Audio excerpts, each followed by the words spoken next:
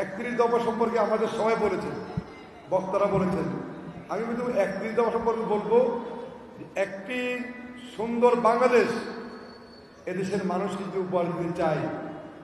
আর আমরা যদি চাই আগামী দিনে খুনি হাসিনার মতো কোনো স্বৈর শাসক বাংলাদেশের জন্ম নিবে না, কোনো ফ্যাসিবাদ বাংলাদেশের জন্ম নিবে না, কোনো ক্ষমতা লোভী নারী বাংলাদেশের জন্ম নিবে না।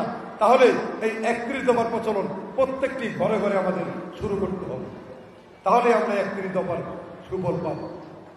আর আমাদের নেতা আব্বাস ভাই এই সম্বন্ধে কিছু বলবেন। আমি আর একটা কথা বলতে চাই, বিএনপির নেতা কর্মীরা 17 বছর এই আন্দোলন সংগ্রাম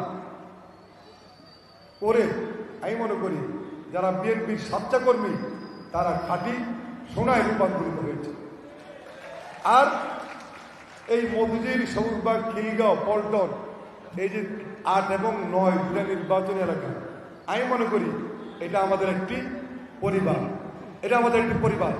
এখানে আমরা কখনো কাউকে ভেদাভেদ করি না, মনে করি আমরা একটি ঘরের মানুষ। আমরা ছোটকাল থেকে, আমরা যখন ওয়ার্ড ছাত্রদল করি তখন থেকে আমরা আমাদের এই নেতার পাশে থেকে আমরা রাজনীতি শিকার আমরা সুযোগ পেয়েছি। ইনশাল্লাহ আমরা রাজনীতি শিকার চেষ্টা করেছি সুন্দরভাবে, যাতে আমাদের কারণে আমাদের নেতার বদনাম না হয়, আমাদের দলের বদনাম না হয়। আমরা কিন্তু সেইভাবেই চলার চেষ্টা করেছি। আজকে এই 5 তারিখের পরে বিশেষ করে এই খিলগাঁও ভিত্তিক এই সবুজবাইয়ের কিছু নাম এলাকায় কিছু নব্য বিএনপির সৃষ্টি হয়েছে। আমি মনে করি আজকে আপনাদেরকে সিদ্ধান্ত নিতে হবে এই সমস্ত পোকামাকড়কে দল থেকে বের করে দিতে হবে। এই বিএনপি আব্বাস ভাই যখন ডাক দিতেন, আমি মনে করি মজনু হাবিব সবসময় আব্বাস ভাই পিছে পিছে দৌড়াইতাম। আমরা দৌড়াইছি, আমরা কখনো কোনো সিনিয়রদের সাথে বেয়াদবি করি নাই, কেউ বলতে পারবেন না। আমরা সকলকে মান্য করেছি, শ্রদ্ধা করেছি, রাজনীতি সুন্দর করার চেষ্টা করেছি। আজকে নব্য কিছু বিএনপি এসেছে যাদের অনেকের পদ পদবিও নাই, যারা সন্ত্রাসী মাদক ব্যবসায়ী, তারা আজকে এখানে বিএনপির নাম ভাঙিয়ে এই জায়গা জমি দখল করে মানুষকে কষ্ট দিচ্ছে। প্রিয় বন্ধুরা, আজকে আমাদের শপথ নিতে হবে। আমরা আব্বাস ভাই আর ভাবি দিয়ে কেন তাকে থাকবো? আমাদের শপথ নিতে হবে এই এলাকা আমার, কোন দালাল ফ্যাসিবাদ, এই দালাল এই সন্ত্রাসীকে আমরা এই এলাকা অবস্থান করতে দিব না। আমরা শপথ দেব আমার এলাকায় আমি কোন দখলবাদকে আমি থাকতে দিব না। আমরা যখনই সিদ্ধান্ত নিব, আমি মনে করি আমার নেতা জননেতা মির্জা আব্বাস, আফরোজ আব্বাস আমাদের পক্ষেই থাকবেন, আমাদের বাইরে যাবেন না। আমাদের সাহস করে আগে এগিয়ে যেতে হবে। আব্বাসে বলবে, ভাবি বলবে আমরা চলবো, এটা তো ঠিক না। ভালো কাজের জন্য আব্বাসের অনুমতি দরকার নাই। আপনি ভালো কাজ করবেন, আব্বাস ভাই আমাদের পক্ষ থেকে, জনগণের পক্ষ থেকে ইনশাআল্লাহ সেই কাজ করবে। তাই বলবো, যারা আমাদের এই সাজানো সংসার নষ্ট করছেন, এর মধ্যে কিছু আমাদের পরিচিত মুখও আছে।